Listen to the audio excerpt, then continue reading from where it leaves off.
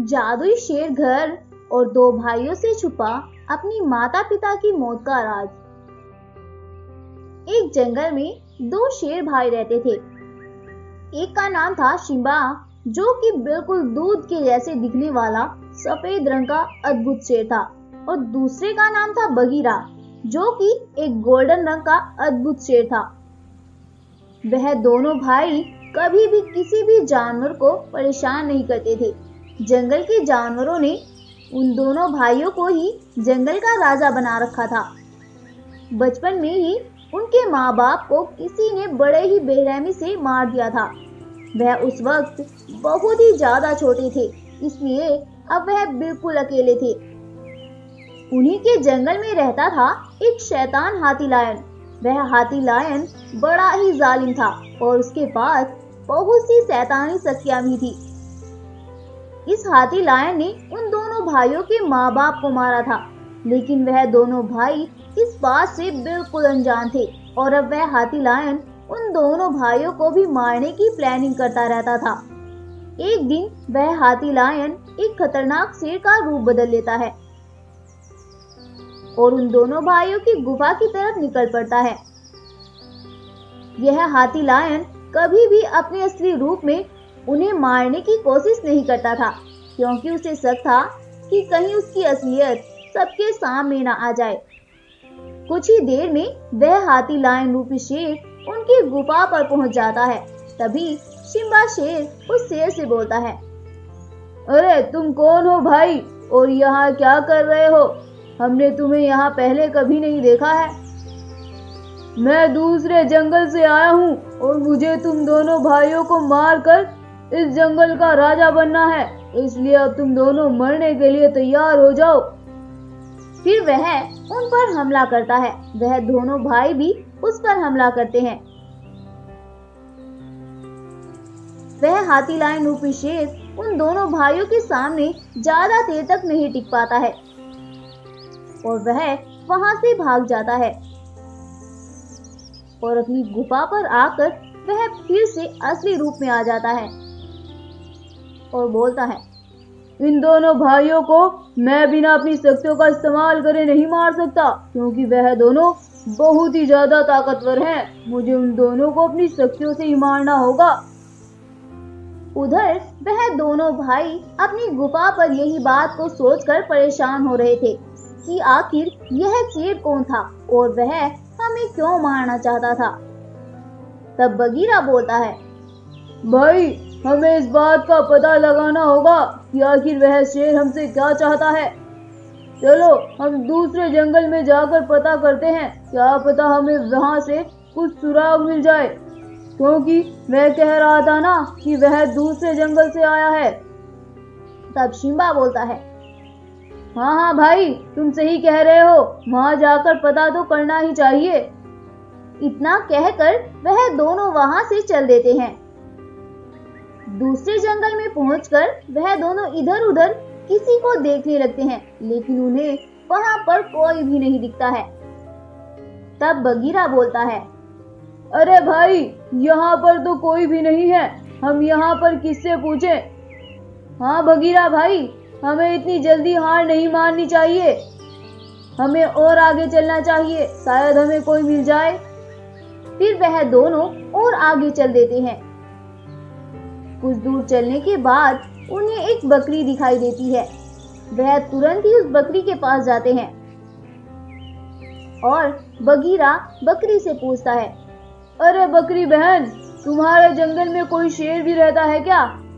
बकरी बोलती है, शेर?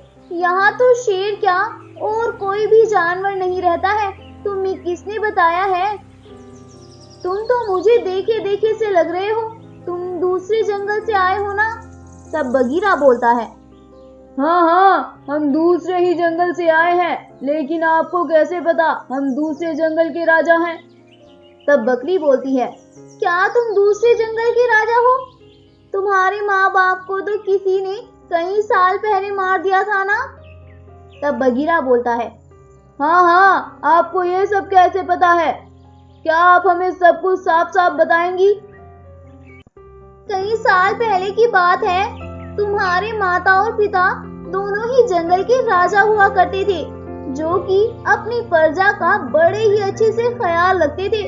तुम्हारे जंगल में एक दुष्ट हाथी लायन भी रहता है, जो कि तुम्हारे पिता से बहुत ज्यादा जलता था। वह खुद जंगल का राजा बनना चाहता था, तो उसने तुम्हारे माता पिता को मारने का प्लान बनाया। एक दिन तुम्हारे माता पिता अकेले अपनी गुफा पर खड़े थे। वह दुष्ट तभी उनकी गुफा पर आता है और उन दोनों पर हमला कर देता है। उस हाथी लायन के पास बहुत सी शक्तियां थी, इसीलिए वहां कोई भी उसका सामना नहीं कर पाया और उन्हें वहीं पर मार देता है और फिर वो वहां से भाग गया। और आज तक भी यह बात राज है।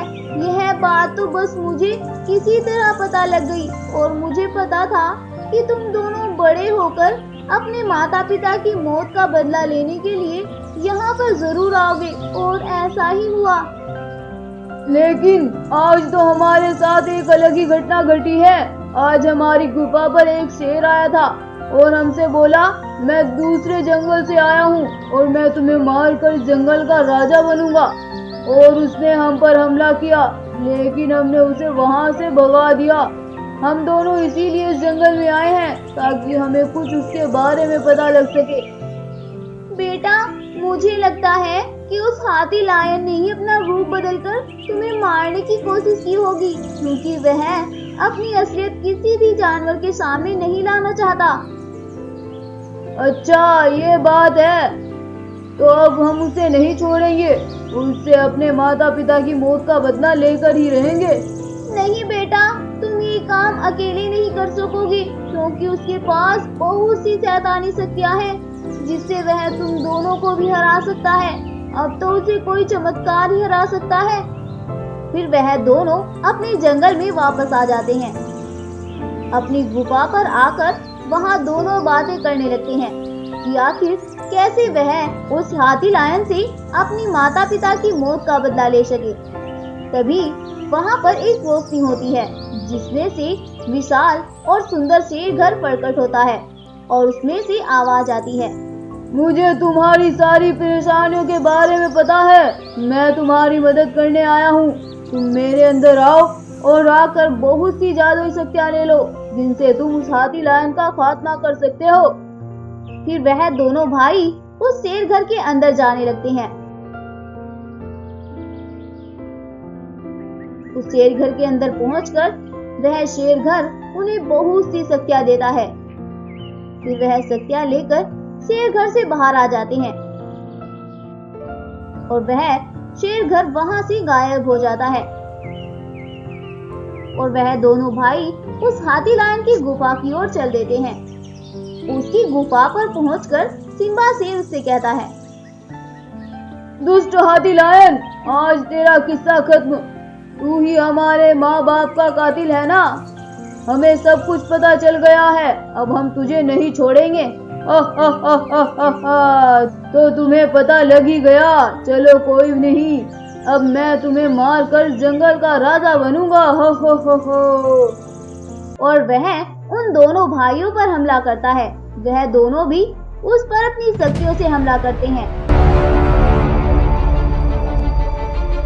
और वह हाथी लायन तो इस बात से अनजान था कि इन दोनों भाइयों के पास भी शक्तियां हैं और अंत में वह वहीं पर मर जाता है। फिर वह दोनों भाई खुशी खुशी अपने जंगल में रहने लगते हैं। स्टोरी अच्छी लगी हो तो हमारी इस वीडियो को लाइक करें, शेयर करें और साथ ही हमारे YouTube चैनल को सब्सक्राइब करना बिल्कुल ना भूलें।